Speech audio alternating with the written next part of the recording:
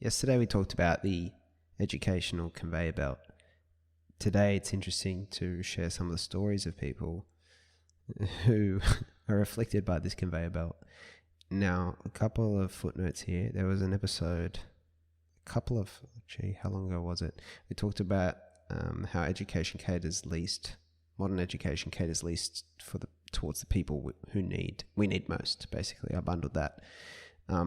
And there's some of the people I've met in the research for my next book. So not only members of the constant student community, but I've managed to find, I think in the aftermath of 18 and Lost, a lot of young entrepreneurs, especially teenage entrepreneurs or people with, I guess, potential for really high leverage careers. And their stories are just absolutely fascinating.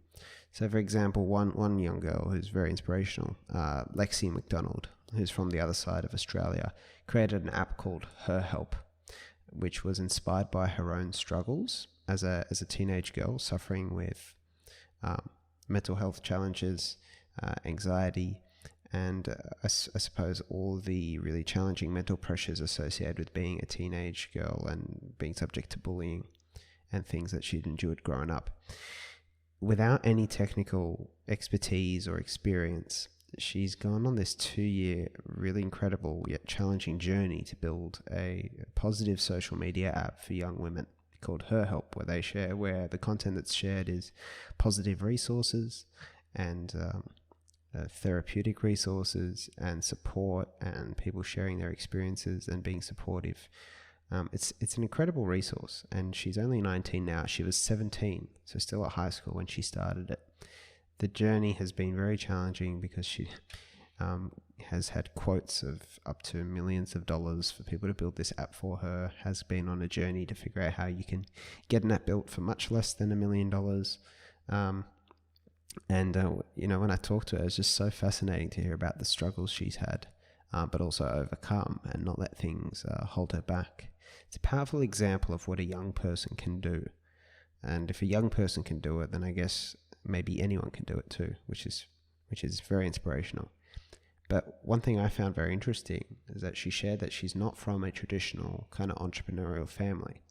So there's still been from her community and perhaps her family this pressure to go to university. And these are the situations I want to draw attention to when I want to challenge the culture we have around college and university. She's already doing the real deal. She's already doing the real thing.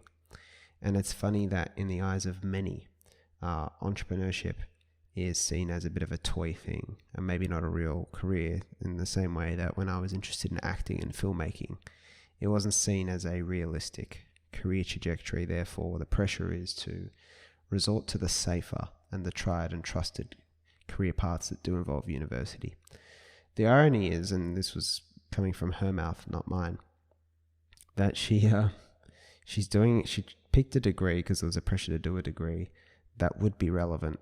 And I think she's doing something to do with social media marketing, communications. But she said that it's completely outdated and not even relevant to her. So she's working to get an income, which I think she's had to put on the back burner again, studying her degree, and then also building this very powerful and seemingly socially useful app. So that's an interesting use case. Also met Mihailou. Sorry, Nick, if I said your name wrong. I don't know if you're listening. Nick is 16 years old, recently flew to another Australian, much closer to me in Sydney. Recently flew to Y Combinator for an interview for one of the startups he's involved in, but he centrally has set up and run an app agency called Appstra, which is super remarkable. He learned how to code from the age of around 11 when he and his friends started playing around trying to make games. So very, very highly self-taught and being able to work on leverage things at a young age.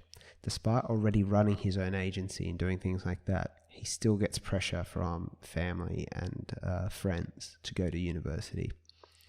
You also got Kai Lovel. Kai is a great friend of mine, and I think knows the other two. Kai is from Western Australia as well, and he has a TEDx talk.